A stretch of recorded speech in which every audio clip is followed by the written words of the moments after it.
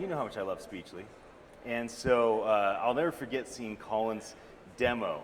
It was April 20, no, it couldn't have been April. It was 2020, I believe.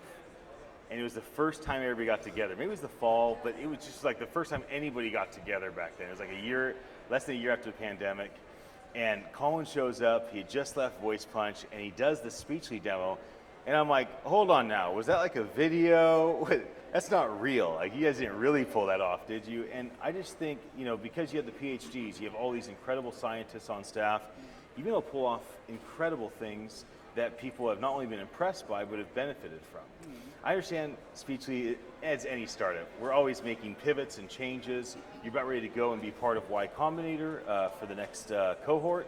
So for folks that don't know you, maybe talk a bit about how'd you start Speechly and what's the journey been like, and then we can talk about what's coming up next. Yeah, sure, thanks. Great to meet you and great to be here, it's amazing.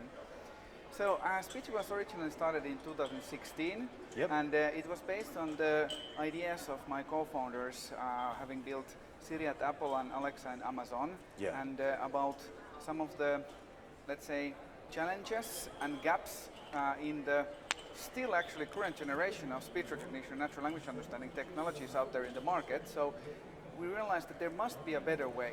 We must be able to have something better to give to all the developers out there who are building amazing voice-enabled applications. Yes. So we set out on this impossible mission to actually, you know, outbeat the big tech companies. So we built this very small, very talented, very experienced team with a very focused, insane, ambitious mission of building a better set of voice technology. Right. And to do that, we've actually spent quite many years doing basic research, trying to figure out how are you able to actually do speech recognition and natural language understanding in a streaming, super low latency, real-time way.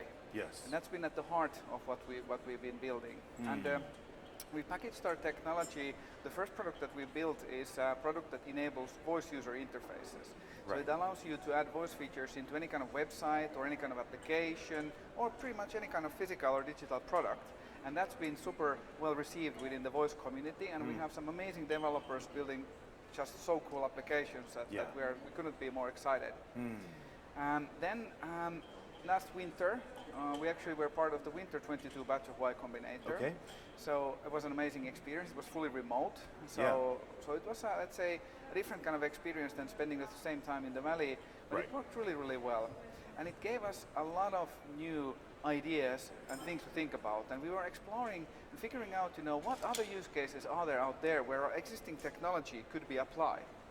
And during this time, we stumbled upon, you know, lots of companies who are building these products where people interact with each other digitally, and we realized that they actually aren't doing anything with the audio that is generated. And we were like wondering, like, oh my God, like this speech recognition technology has been out there for a long time, but nothing is done with all this data. What a waste of data, pretty much, with the audio data. And then we started talking to people in this industry, and we realized that you know, there's something cooking in that industry, and since then we've been exploring that side. It's a totally new area for us. We don't know anything about that space, and we recently launched a new product that we actually unveiled here today, actually yesterday here at the Voice 22 session, focusing on enabling voice moderation for different kinds of real-time and non-real-time experiences. And we are super excited about that. We are exploring a new space. We don't know anything about it yet, but it's an adventurous journey. Right, of course, of course. Oh, I'm just, we want to hear everything you have to say. There you go. So I was just pulling it up. There you go. Yeah, there you go. Thank you. Tell me about your team, right? So most people in America are going to meet Colin or meet you. But your team is bigger than the two of you, right? You have incredible data scientists, computer scientists, and more than that. So talk about how is the team that you built at Speechly, and how did you recruit such a great group of people to join on the journey? Yeah, very good question. So we are a tech company, very nerdy tech company at the heart. So it's actually only me and Colin who are commercial people. Everybody else in the team are engineers. That's Most right. of them are machine learning PhDs. Yep. They've been working on building some of the first generation of voice products, like I mentioned already, Siri and Alexa. They've been working at companies like Google, Yahoo, Rovio, lots of the tech companies that have innovated within their own spaces. Right. The team is spread out a little bit. Yeah. Most of the people are in Finland. We have 8 people in Finland, but then we have team members also from working from China, from South Africa, from Sweden, and then we of course have Colin here and myself who are spending pretty much time here in the US. And we have a culture of, let's say, extreme scientific approach. So you can imagine what happens when you put these machine learning PhDs in the same room. So right. if you would come to our office, you would probably find it pretty funny. All of the walls are pretty much covered with whiteboards, and they're filled with these totally, from my perspective, not being a PhD, totally random, formulas, like mathematical hardcore formulas, and I'm Yes. like, oh my God, what are the guys up to now? Yeah. But the great thing is that the team is very focused, they're very passionate, and they are just able to deliver features and ship products with an outstanding pace. And that's Right. something that our culture has always been, that we want to create a small team of superstars rather than have floorfuls of engineers and remote teams Yes. somewhere there. And originally, since we started the company already in 2016, we were benchmarking what's up.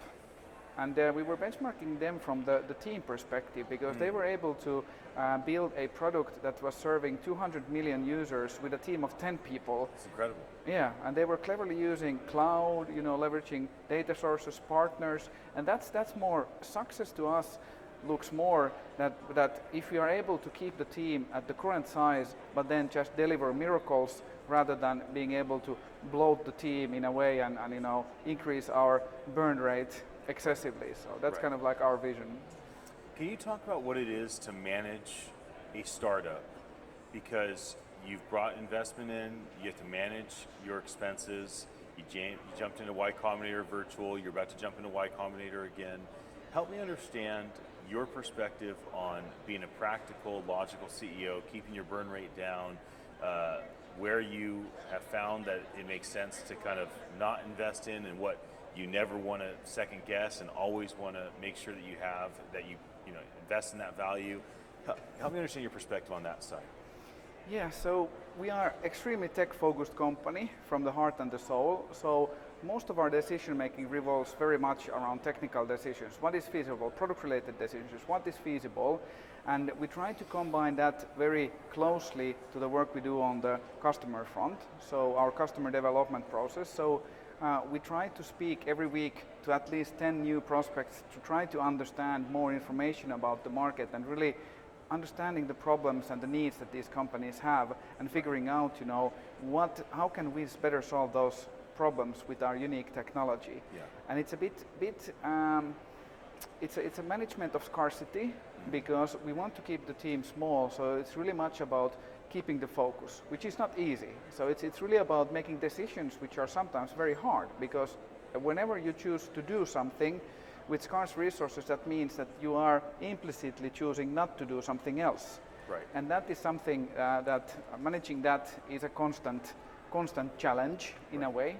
And we try to be as explicit as possible with that one. We also try to be very transparent with our clients and prospects and users to also communicate about hard choices, because that also means sometimes that you are not able to fulfill your customers' needs or demands or wishes of prospects. You need to make some hard decisions. And that's also the same thing with our team. Sometimes you need to make some hard choices, kill your babies, so to speak, projects that the team has been working that aren't, features that aren't really getting the resonance from the market. You have to be able to then kind of like cut them off.